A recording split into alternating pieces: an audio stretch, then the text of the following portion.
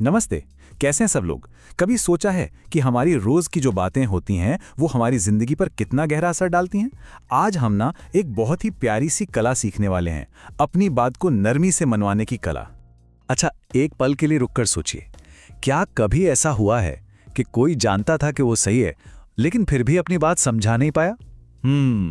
ऐसा इसलिए होता है क्योंकि कभी-कभी हम जो कहते हैं वो उतना मैटर नहीं करता जितना कि हम उसे कहते कैसे हैं। चलिए इसे एक छोटी सी कहानी से समझते हैं। एक ऑफिस की कल्पना कीजिए, हो सकता है बिल्कुल अपने ऑफिस जैसा। तो यहाँ दो मैनेजर हैं। पहले वाले आते हैं और सीधा बोल देते हैं, आप गलत हैं, ये सही तरीका है। उफ, ये सुनते ही सामने वाला एकदम डिफेंसिव हो जाता है। लेकिन दूसरे मैनेजर मुस्कुरा कर कहते हैं, अरे वाह, आपका तरीका तो अच्छा है, बस एक छोटा सा बदलाव इसे और भी बेहतर बना सकता है। देखा आपने कितना फर्क पड़ गया? तो बदला क्या? बात तो वही थी, करेक्शन भी वही था, बस कहने का अंदाज अलग था। ये कुछ कुछ कड़वे करेले और मीठे चॉकलेट केक जैसा है। बात तो दोनों पेट भरने की है, पर दिल किसे चुनता है? तो यह है सुने जाने का सुनहरा राज।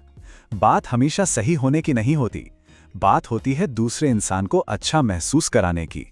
जब लोगों को इज्जत महसूस होती है ना, तो वो सच में सुनते हैं। चलिए इस बात को फिर से दोहराते हैं क्योंकि ये बहुत बहुत जरूरी है। अपनी बात मनवाने का लक्ष्य सिर्फ सही होना नहीं है, लक्ष्य है कि हमारी बात को स्वीकार किया जाए। अक्सर हम ना 3 बड़ी गलतियां कर बैठते हैं। पहली, हम लोगों की ईगो को चोट पहुंचा देते हैं। दूसरी, हम उनकी फीलिंग्स को भूल ही जाते हैं। और तीसरी, हमारे शब्द जबरदस्ती वाले लगने लगते हैं। ये कुछ ऐसा है जैसे किसी फंक्शन में सबके सामने कह देना, आपकी चाय में चीनी थोड़ी ज्यादा है। सोचिए उन्हें कितना बुरा महसूस होगा। और पता है, ये बात हर जगह लागू होती है। चलिए अपनी रोज की जिंदगी से कुछ और मजेदार उदाहरण देखते हैं। एक क्लासरूम सोचिए, एक टीचर कहती हैं तुम्हारा जवाब गलत है। बच्चे का चेहरा उतर जाता है, लेकिन दूसरी टीचर कहती हैं, अरे वाह, तुम तो जवाब के बहुत करीब हो, चलो इसे मिलके और अच्छा बनाते हैं। और बस सीखना एक मजेदार खेल बन जाता है। कभी किसी ऐसी दुकान पर गए हैं जहां सेल्समैन कुछ खरीदने के लिए पीछे पड़ जाता है? थोड़ा अजीब लगता है ना?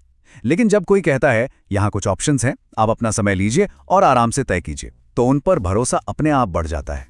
ये सुनने में शायद थोड़ा उल्टा लगे, लेकिन जब हम लोगों को थोड़ी स्पेस देते हैं ना, तो वो हमारे और करीब आ जाते हैं। जब हम कहते हैं कोई दबाव नहीं है, जब आप तैयार हों तो बताइए, तो असल में हम उन्हें अपनी बात सुनने की आजादी दे रहे होते हैं।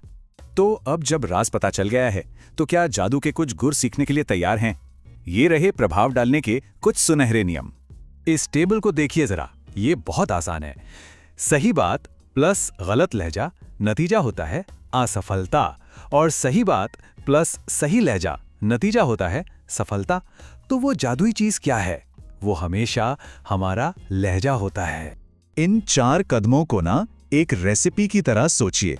सबसे पहले किसी के ईगो को बचाने के लिए एक चुटकी प्यार डालिए। फिर कड़वे शब्दों को मीठा बनाने के लिए उन्हें शहद में लपेटिए। सम्मान के साथ अच्छी तरह मिलाइए। और याद रखिए, आखिर में जो रिश्ता बनेगा वो मजबूत बनेगा। तो आज से हम ऐसी कौन सी एक बात है जो हमेशा याद रख सकते हैं? ये सब इस एक छोटे से विचार पर आकर रुकता है। सहानुभूति के बिना सही होना ही गलत तरीका है। इसे महसूस कीजिए। बिना हमदर्दी के हमारी सही बातें भी बस शोर बनकर रह जाती हैं। तो मेरे प्यारे दोस्तों, याद रखिए, ज्ञान एक बगीचे की तरह है। हर दिन थोड़ा थोड़ा पानी देते रहेंगे तो एक दिन ये एक खूबसूरत जंगल बन जाएगा। सीखते रहिए, आगे बढ़ते रहिए, और सबसे जरूरी, हमेशा नर्म दिल बने रहिए।